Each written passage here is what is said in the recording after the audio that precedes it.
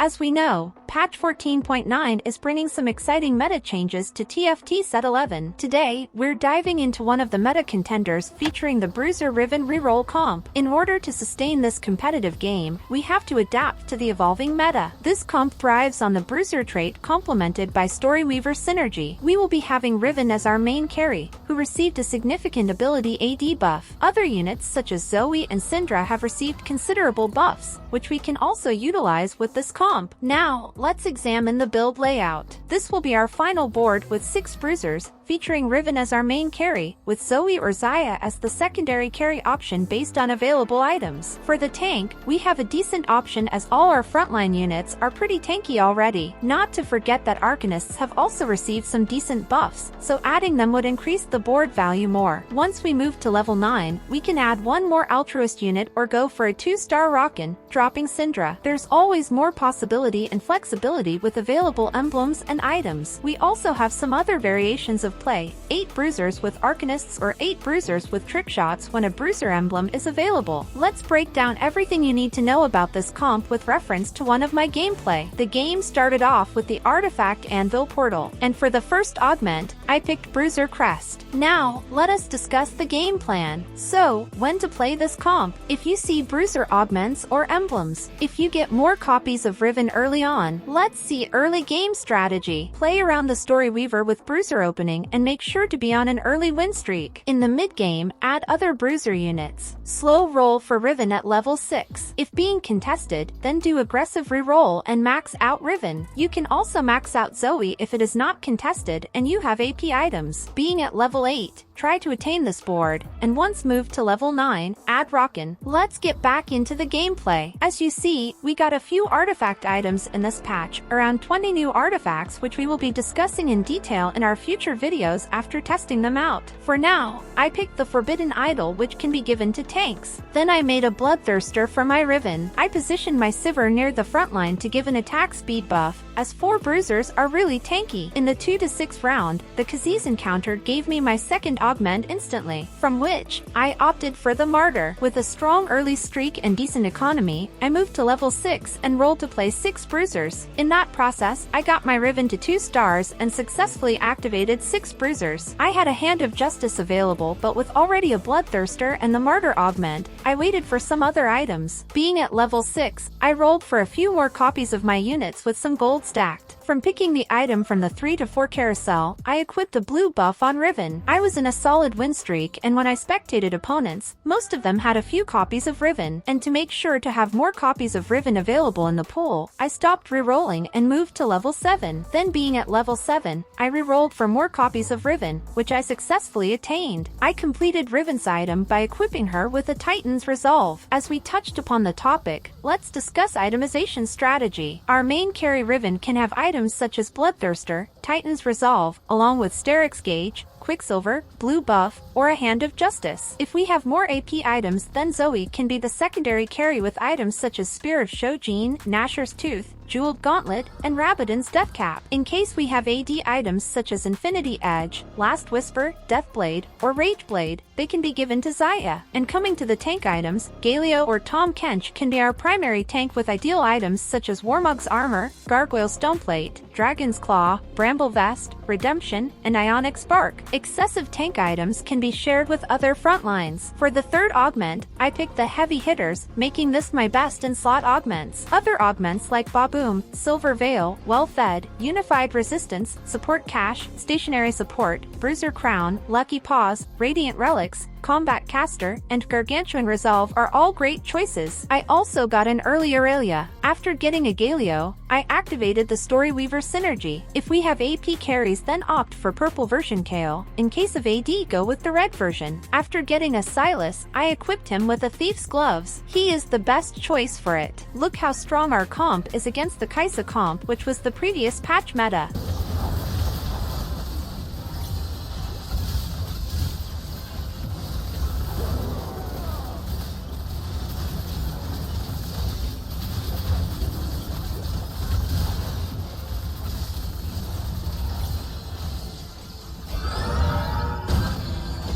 I moved to level 8 and activated the 8 Bruiser synergy. After a few rounds, I rerolled for almost 50 gold to get a single copy of Riven but only managed to get 2-star Silas. And with this strong board, I got into the top 4 comfortably. From the 5 to 4 carousel, I picked an Aurelia, and after a brief reroll, I maxed both Riven and Tom Kench. Yes!